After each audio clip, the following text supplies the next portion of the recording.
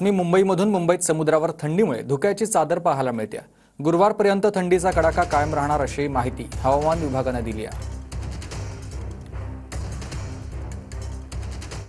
उत्तरेकडे सुरू असलेल्या हिमवृष्टीमुळे महाराष्ट्रामध्ये थंडीचे लाटे सदृश परिस्थिती निर्माण झालेली आहे आणि हीच परिस्थिती मुंबईमध्ये देखील आहे। मुंबईमधील तापमान देखील आता जवळपास 16 अंश सेल्सिअस पर्यंत घसरलेला असून आपण सध्या आहोत दादर चौपाटी येथे आणि या ठिकाणी आपण समुद्रावरती बघू शकतो कशा पद्धतीने धुक्याची चादर समुद्रावरती पसरलेली आहे। हे मनमोहक दृश्य बघण्यासाठी अनेक व्यायाम करणारे लोक तसेच पर्यटक या ठिकाणी आपल्याला उपस्थित असल्याचं पाहायला मिळतंय।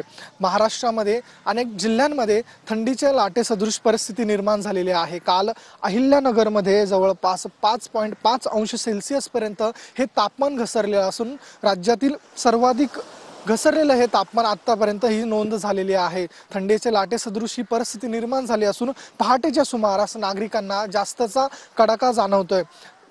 हवामान विभागाच्या अंदाजानुसार पुढील गुरुवारपर्यंत अशीच परिस्थिती निर्माण असून नागरिकांनी काळजी घेण्याचं आवाहन हवामान विभाग